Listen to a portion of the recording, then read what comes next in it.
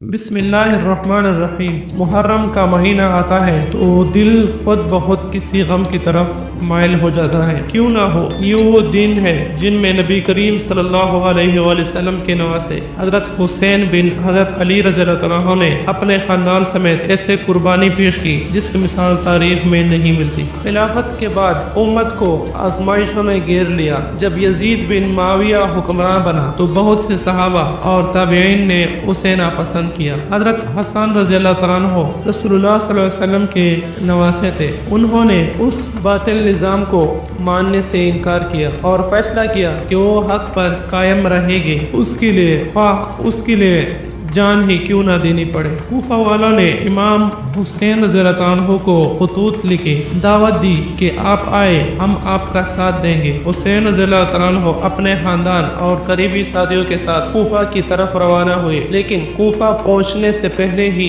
یزیدی فوج نے کربلا میں ان کا راستہ روک لیا۔ یہی پر وہ چند دن کے لیے رکے اور وہ دن تاریخ کا ایک نیا باب بن گئے۔ یزید کے حکم پر حسین رضی اللہ عنہ اور ان کے اہل خانہ پر پانی بند کر دیا گیا۔ چھوٹے چھوٹے بیٹے پیاس سے تڑپنے لگے، ماؤں کی گودیں خالی ہونے لگی، لیکن پھر بھی حسین رضی اللہ عنہ نے صبر، استقلال اور شریعت کے روشن کی ترک نہ کیا۔ انہوں نے ظلم کے سامنے سر جھکانے سے انکار کر دیا۔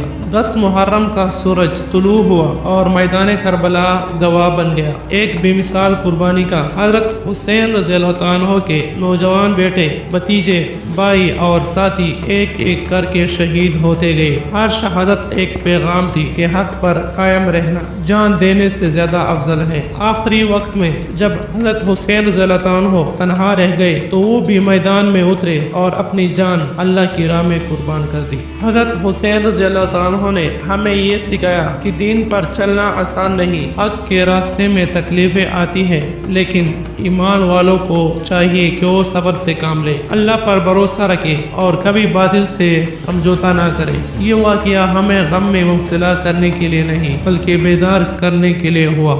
آج بھی اگر ہم حسین رضی اللہ عنہ کی قربانی کو یاد کر کے اپنی زندگیوں میں تقوی، حق گوئی اور صبر اختیار کر لے تو یہی ید حسین کا اصل مقصد ہے۔ محرم کا مہینہ ہمیں ماتم کے لیے نہیں بلکہ عمل کے لیے بلاتا ہے۔ اللہ ہمیں صبر، استقامت اور دین پر ڈٹنے کی توفیق عطا فرمائے، آمین۔ اگر آپ کو حضرت حسین رضی اللہ عنہ کی یہ قربانی دل کو چھو گئی ہو تو آج سے عہد کرے کہ ہم دین پر مضبوطی سے قائم رہیں گے اور ہر باطل کے سامنے کلمہ حق کہیں گے۔ ایسی ہی سچی اور ایمان افزورہ کہانیوں کے لیے ہمارے چینل کو سبسکرائب کریں، ویڈیو کو شیئر کریں تاکہ حسین رضی اللہ عنہ کا پیغام ہر مسلمان کی دل تک پہنچے۔ جزاک اللہ خیر۔